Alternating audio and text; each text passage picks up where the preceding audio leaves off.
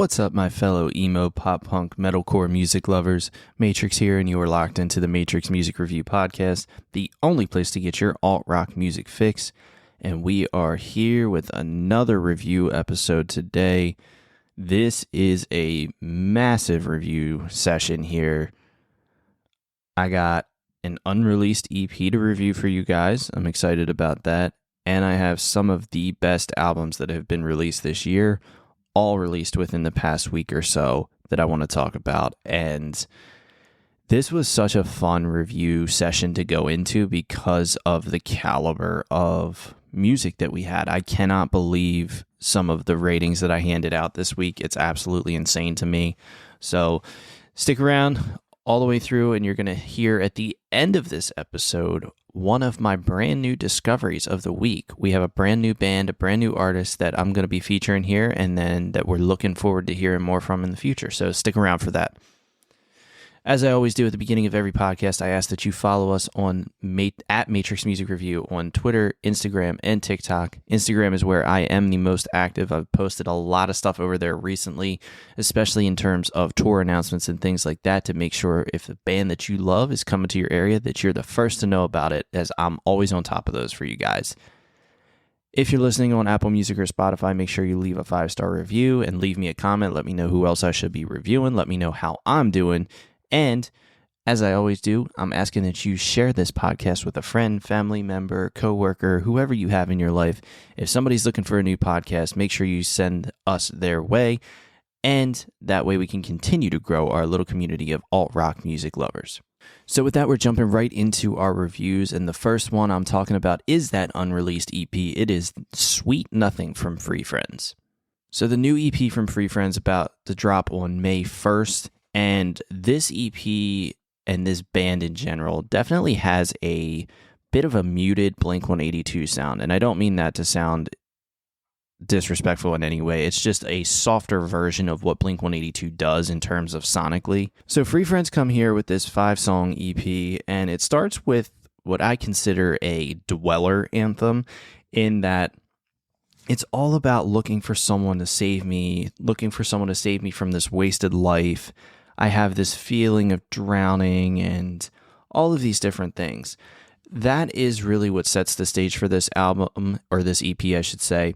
And why this EP made such a strong impact on me was because I was so impressed with how cohesive this EP is. Sonically, it's very tight. There's no overproduction. The vocals are right at the right volume. And I feel like a lot of times with EPs, there's some chance taking in respect of production that doesn't always translate and doesn't always work so well. But for Free Friends, everything works perfectly here for them. And talking about that cohesion, we have Save Me, and it flows into a song called Worry Free, which is one of those songs that I really enjoy the message of, because it's all about letting go and letting live and letting that feeling of being free come out. And the flow into the chorus works perfectly, because it's basically saying you don't want to be someone who hates it, and I just want to fill a book full of blank pages. And that's just a very simple way of saying that I don't want to be this depressed person that hates life. I want to be a person that has a blank page and fills it completely, whether that's with experiences or whatever it may be. You just want to fill up your cup filled with everything and experience as much as you can, because you love life and life can provide so much for you. And the EP ender, Checkpoint, is quite possibly my favorite on this EP. There's really not a bad song on here, but Checkpoint really stood out to me because there's a couple of lines in there that really stood out. There's a line that says, I made it 24 years and I cried grown-up tears just to get to this point. And that really resonated with me, because I think we all have this misconception that once we get past a certain age, we shouldn't be crying, we shouldn't be showing emotions, or showing emotions is a sign of weakness. But I think we all can admit that those tears, whether we were 24, 25, or 29, 35, whatever it may be, whatever age you are, all the tears that you've cried that have gotten you to this point have been worth it. And to me, it kind of signals the title where, you hit those checkpoints. I feel like that specific line stood out to me so much because it's like every time I hit that wall, that breaking point with those grown-up tears, that was like a checkpoint in the life, right? And once we got past that, we move on to the next one. There's a lot of different checkpoints in life, and it can be 1, 2, 10, 20. I think it's just a matter of how you look at it. And for me, I look at it as there's a lot of different checkpoints that you got to reach in life, and this song was perfect for that. It really just kind of hit that spot for me and really kind of hammered home the message of what I think that song was all about. And the song itself has a really fun swell and blast into the final chorus. You can kind of feel the build-up coming. You can feel the build-up of this music. You can feel the build-up lyrically before you blast right into that final chorus, and then the EP obviously ends. So overall, this new EP from Free Friends is awesome. I want to spend a little bit more time with it, but early on, I'm giving it a 4.4 out of 5. Can't wait to continue to have some more time with this and get some more listens in. Obviously, these tracks are ones that I believe in. I've mentioned this before with Free Friends. I have a lot of belief in what they're doing. I have a lot of belief in the band themselves, and I just can't wait to see what else they continue to do, because they just continue to rise up the ranks for me and become a band that I have so much faith in, and I hope you guys do as well. So when it drops, go check out Sweet Nothing by Free Friends. Next up, we got The Black by Imminence. This is the new album from the Swedish metalcore outfit, and this is a band that I highlighted at the end of last year, beginning of this year, as one that was poised for an explosion. And this album cements that status for me. This is a band that, while they're poised for an explosion, I think they are right on the verge of that breakthrough. When we talk about bands that made big breakthroughs, obviously the past couple of years we've seen it in the metalcore scene. We've seen it with Bad Omens. We've seen it with Sleep Token. If I had to put money on it, Imminence is this year, and it's going to happen very soon. Especially after an album like The Black drops, and when you listen to this album, you can just, there's no way around the talent. The talent smacks you right in the face, and it was just an incredible experience with this album. The first word that really comes to mind as I've continued to listen to this album is cathartic. And it's just got this heavy, emotional, but also strangely soothing feel to it. And it's not just one song that does it, it's this entire record in general. Every time you listen to a song, it's got some heavy behind it. It's got this emotional feeling to it, but at the same time, you also feel like it's soothing and healing.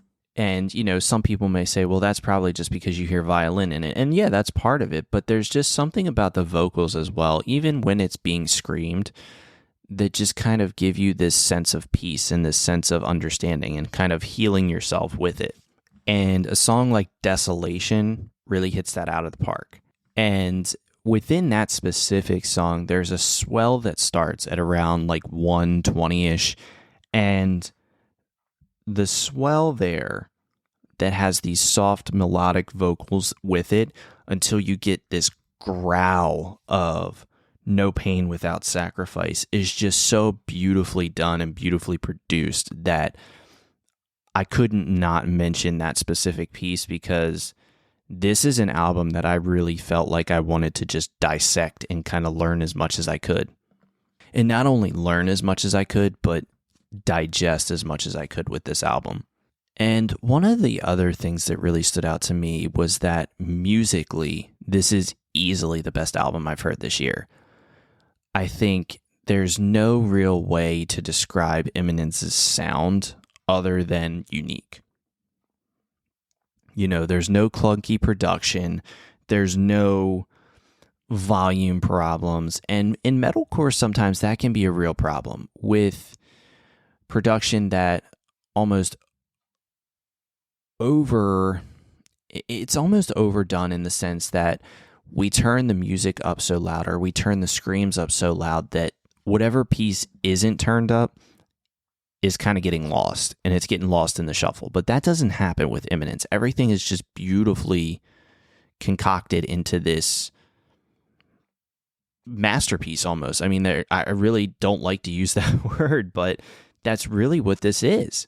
And as I've gone further into this album, a song like Heaven Shall Burn, there's a second verse in there that is just so overly relatable that, again, it was hard not to draw a personal connection to it. We had a line in there that says,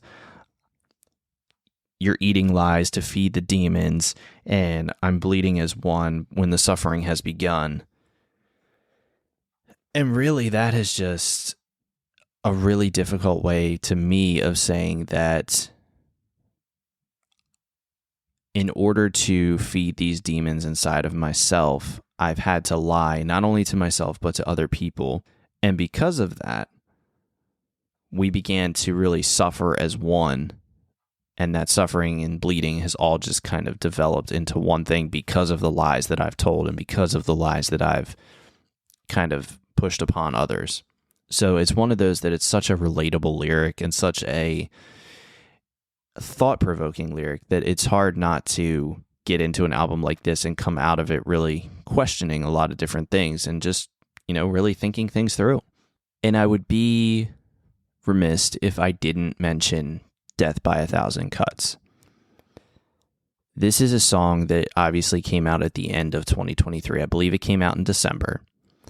And since that song has come out, that was the song that really made a statement for me about Imminence.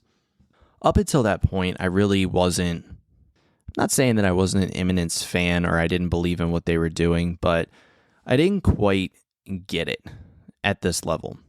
When Death by a Thousand Cuts came out, I got it, and I fully understand it now. And I think the real artistry that's on display in this particular track is what stood out the most.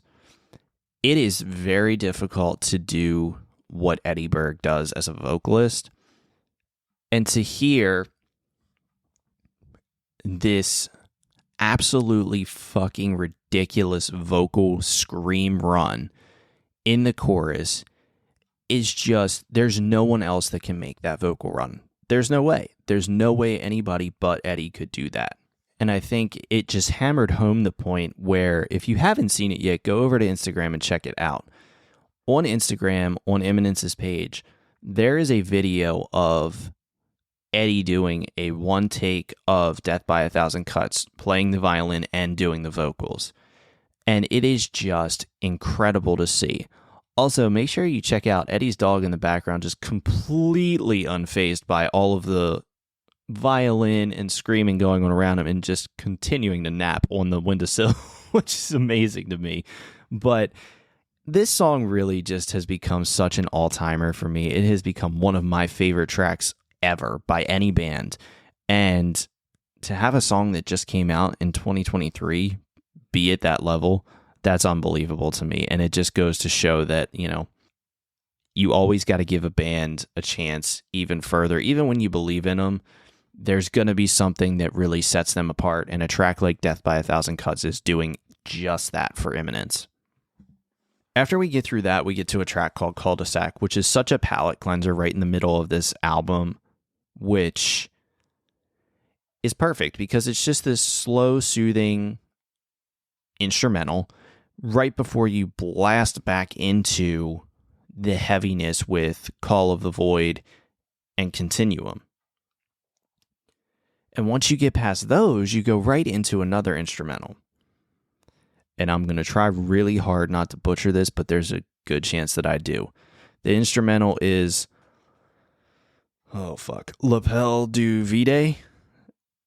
If I'm wrong, I apologize. But either way, this instrumental is, I'm likening it to basically like preparing to battle the final boss here, because that's really what it has. You have these swells and these build-ups all the way up into the end, and it's a longer instrumental. I think a lot of times when we hear instrumentals in albums, they're usually like a minute long or so, but this one's like 2:40, and it's really prepping us for this final battle. It's really prepping us for this last and final track, and we get that final track with the title track, The Black. And The Black is just this hauntingly beautiful, introspective track. And there's a lot of dark thinking involved, and there's a lot of darkness involved with this because it's The Black. And once we finish that heavy track, we just get this immediate come down and instrumental fade out with the last track. And it's one of those albums that you come out of and you're just like, whew, damn, I made it through it, but I can't wait to do it again. And because of that, this is another 10 out of 10 album for me. I was very surprised hearing this album that was kind of the way that I was going to go with it, but Imminence really has stepped up and showed out here. And one thing I want to mention before I finish this review and move on to the next one is they are getting ready to go on their North American tour. If you guys have the opportunity, they are in your area, whether it's North America, wherever they're at next, please go see them before they explode. Their tickets right now are $20, at least they were for my venue. Do not miss an opportunity like this to catch them, because we've seen what's happened with Sleep Token and Bad Omens and bands like that just explode into the mainstream popularity. Give yourself a night, take $20, go see a band like Imminence. They have Of Virtue and Catch Your Breath on tour with them, which are another grouping of amazing bands. Go check them out. Go see The Black live. Imminence, The Black, 10 out of 10. If you haven't heard it yet, go check it out. The next album is Forever Undone by Letters Sent Home. Letters Sent Home consider themselves sad, hard music, and I get that. It definitely has that sound, and I have a little bit of a Eurovision vibe as well. I don't know why I'm getting that feeling, but definitely has a little bit of that as well. And this was a fun record. I mean, this is my first real experience with this band in a record or EP capacity. And I love the track at the very beginning that's called Request Denied, because there's lines in it that really just make sense, right? There is a line in there that says, I've wrote 1,000 songs about depression, yet I'm still depressed, and I've sang 100 lines about progression, but I'm still a mess. That's such a clever line and such a interesting, and it's such an interesting epitome of emo music, because emo music is all about this feeling of depression and feeling of progressing finally. And basically what Letters Sent Home is saying is, yeah, I'm singing a lot of songs about it, but I'm still depressed. And even though I'm talking about how much I've progressed, I'm still a mess. And I think that's kind of a unique way of incorporating that into a song. I loved it. And as I listened to this band more, they definitely gave me a more scaled back version of an Evanescence or a Flyleaf. That's kind of the comparisons that I make here. And those comparisons really hit me on a song like Pedestal. But I think my favorite track on this album is 7. It's very easily the best melodic song on the album, and everything just clicks very well. The vocals on this entire record are very clean and very well done. And one of the tracks that I just want to briefly mention before I move on here is Gaslight. Gaslight is an interesting track, and there's a lot of references to younger years and being told that there's a need for medication. You know, there's some suicidal tendencies in there, and it's just an interesting song overall. I would definitely recommend to go check that specific song out and kind of listen and hear what the story is all being told about here. But overall, this was a really great debut album from a band. I was really impressed. I had a lot of fun with it. 7 has become one of my favorite songs the past couple of weeks, so really impressed with the debut album from Letters Sent Home. I'm going to give it an 8.4 out of 10, and if you haven't heard it yet, go check out Forever Undone by Letters Sent Home. The next album up is Scream It At Me by Fluorescents. This is another full-length debut, and Fluorescents definitely has what I would consider a fresh pop-punk sound. They do a lot of things that we've come to know and love in that specific genre or subgenre of the alt-rock music scene, but they put a fresh take and a fresh spin on it, and that's what makes it so much more impactful than just trying to stick with, you know, what the formula has been for years. And if you haven't heard of the band Fluorescents, bands that I would compare them to are All Time Low, Arrows in Action, Cleveland Avenue, Loveless. Those are kind of the, you know, for fans of version of Fluorescents. Those are the bands that I would compare them to. And Vibe is such a great time. That song has summer Warped Tour pop punk vibes all throughout it, and it's such a great sound.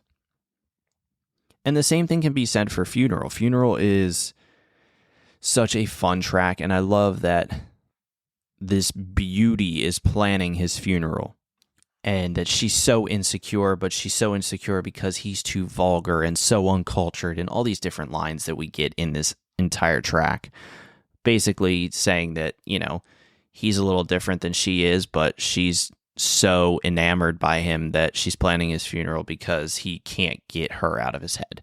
And those two tracks that I highlighted are right in the middle of this record, and the whole middle of this record really fits that summertime Warped Tour pop punk sound, which makes it even more enjoyable for the time that it was just released, right? We are right at the beginning of summertime thought processes and what music's going to be on our playlist for all summer long. And I can tell you right now, this album's definitely going to be on my playlist as I go to the beach and make these beach trips and all these different things that we have coming up in the summer. You can bet that Fluorescents is going to be on the playlist. And one of the things that I think people may, obviously everybody's going to complain about something. And I think one of the things that I've heard around this record is that they're all songs that really have been released in the past. And yeah, you know what? That's true. But I think the grouping of them all together works really well. I love that we get the track Ramona on here, which I feel like is just such a pop punk cliche of having a track all about a girl and naming it after that girl. But even though it's cliche, it's done extremely well. I feel like sometimes it's not. And we've gotten a couple of those in the past couple of years where we have a song all about a girl, but it does have a little bit of a different feel to it. It doesn't feel like it's, here we go again with another song about a girl. I felt like that last year with Old Neon's Natalie. I felt like they were right along the same line as Fluorescents with Ramona, where, yeah, it's something that we've heard before, but it's different and it sounds a lot better than what you would expect it to. And I think the Ender Weekends is such a smart decision and ties it all together and gives it a little bit more of an anthemic sound. Like you would expect this to be the last song that they would perform at a show right before everybody's getting ready to leave, get everybody fired up and moving on to the next chapter. And I think that's exactly what Weekends does, and it moves them on to the next chapter in Fluorescent's career. Overall, for this one, I'm giving this a 9.1 out of 10. The only reason it's not any higher is because I have heard some of these before. You've seen some of them on the playlist before, but that does not mean that this is a bad album at all. If you haven't checked it out yet, go check it out. Scream It For Me by Fluorescents. Next album up is Liminal by Belmont. This is Belmont's third full-length album, and the word that comes to mind is energetic. This band is so energetic and kind of just smacks you in the face right away with all of the different lyricism and all of the different musical pieces that are put in here. And obviously, the album artwork kind of smacks you right away and gives you a little bit of a idea of what this album's going to be like, what kind of experience you're going to have with an album like Liminal. And they started off right away with a song like SSX Trickmont, which has been out for a little bit, and the energy on that is just unbelievably unmatched by anybody else in this scene. And then after we get done with SSX Trickmont, we go into a song called Two's a Party, and it is the most hilarious thing that I've ever heard. At around 2:32, you get this Mr. Krabs vocal production about, yes, I'd like to hear that song again, and then they just blast into their own instrumental. I'm going to be honest, y'all. I was driving when I was listening to this album, and the first time I heard that, I was kind of tuned in, but I also was like trying to pay attention to what was going on and zoning out a little bit. And I said, hold up. Like, did I just hear fucking Mr. Krabs say something about wanting to hear a song again? And I literally had to go back and listen to it. And once I did, I just started laughing because I was like, oh my God, that's exactly what I heard. And it's just so hysterically creative that Belmont puts this production choice in there because it's gonna capture people's attention. I was looking to see, because when I was doing this review, I wanted to text my friend which one it was, and I couldn't remember off the top of my head which one it was, and I'm listening back through trying to figure out which one it was, and I searched it, and people are talking about this specific track from Belmont, and I'm like, this is exactly what you want. You want something different. You want something that's going to capture people's attention, and what better way to do it than with the old penny pinching crab from Bikini Bottom? I think it was a beautiful and a beautifully executed production choice. And a lot of the songs on here are very anthemic in the way that they sound. And even though they're anthemic, I think a theme throughout this entire album is depression. There's some depression, tendencies in this entire record, including a song called Day by Day, as well as All Bite. And All Bite was a track that stood out to me as well, because All Bite had the lyric that stood out, which was, I told myself I can't go and rely on damaged goods to fill holes that are so deep inside. And that just is one of those lines that you say, what in the hell? Because basically to me, that reads as, okay, I can't just go and rely on something that I know is bad and something that I know isn't going to help me to kind of fill this void inside of me. Yeah, it might fill it temporarily, but long term, it's just going to cause more of a hole and cause more problems than really what it's worth. And I think my favorite track on this album is Counterfeit. Counterfeit really showcases Belmont's greatness and what makes Belmont such a heavy player in this scene. I think it's a band that doesn't always get a lot of notoriety and doesn't always get remembered as good as they are. I think that's exactly what happens with bands like Belmont, and their tour mates can't swim. I think everybody knows the band, everybody knows who they are, but when you're mentioning like top tier artists, they probably aren't ones that stand out or ones that even get mentioned. But when you listen to albums, especially an album like Liminal, and you say, okay, the lyrical wordplay's there, sonically it sounds great, energy-wise it's off the charts, why aren't they more popular? Why aren't they ones that can tour and do all these different things and build their fan base even more? And I don't really have a good answer for that, because to me, this is a really strong album, this is a really strong band, and I think everybody that has listened to it has loved it, and I think if you listen to it now, you're really going to appreciate it. So for me, this is a 9.3 out of 10 on this album. This was another really fun, really strong album, and I can't recommend it enough. So if you haven't checked it out yet, go check out Liminal by Belmont. And our last album is Happy Saturday by Jack the Underdog. So this is the debut album from Jack the Underdog, and when I listen to this artist, the best way that I can describe Jack is that he gets it. He gets the scene, he gets the sound, and he's only putting out music that makes sense. Not every artist is like that. Not every new artist is like that. And I think that's why I've really gravitated toward this sound and this particular artist. And you can see the artistry and the talent on display right away in their song MIA. Bad Influence is another one that really stuck out to me, because it was, I'm a bad influence and I can promise you ain't gonna fix that I'm the bad influence. And I think a lot of times when we hear a song called Bad Influence, our first reaction is, oh, well, this one's about a girl being a bad influence, guaranteed that. But this is a different story. This is a story about how the guy is the bad influence, and basically he can't do much.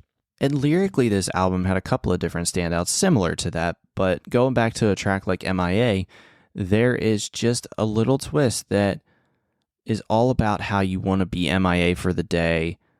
And basically, Jack rips a line that says, I'm going DND, I'm MIA. Well, okay, you're doing a lot of different wordplay there, and it's so interesting, and it's such a different thing. I've never heard somebody say I'm going D&D and MIA. It's never happened. So the lyrical wordplay is on display this entire album, as well as sonically. We have a great choral build-up and instrumentation on a song like Painkiller, but instrumentation-wise and instrumentals, if you want to talk instrumentals and production, look no further than FFF. What does FFF stand for? It stands for Fuck Fake Friends.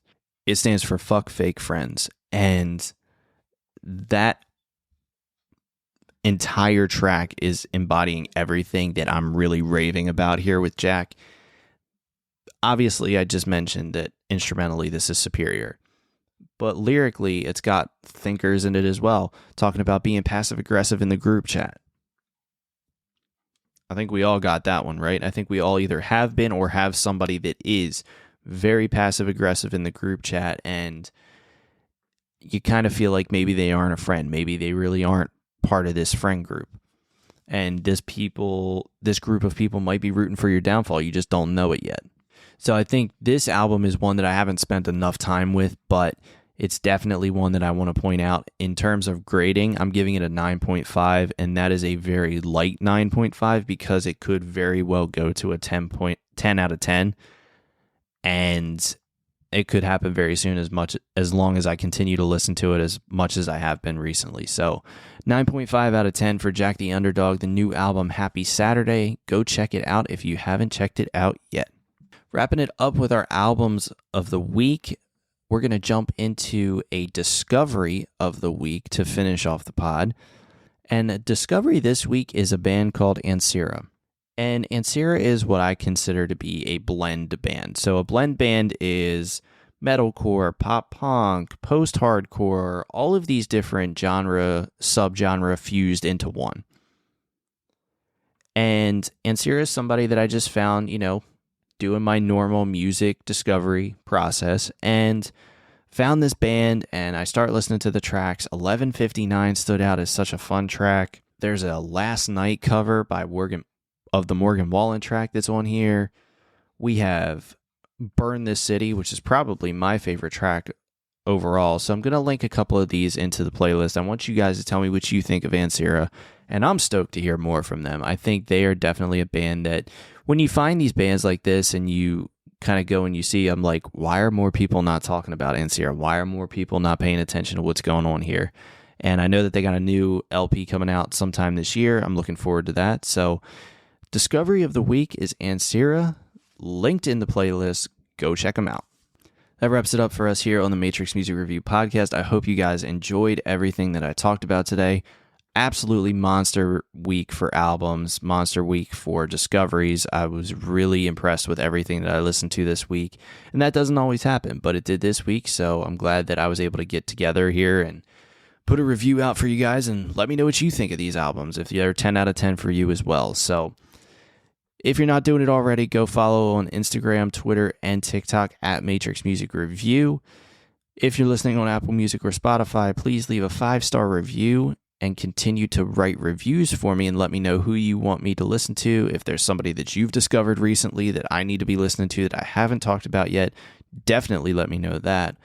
And as I always do, I'm asking that you share this podcast with friends, family, whoever. Continue to grow our little community here of alt-rock music lovers. That wraps it up, so I will see you guys next time with another review episode.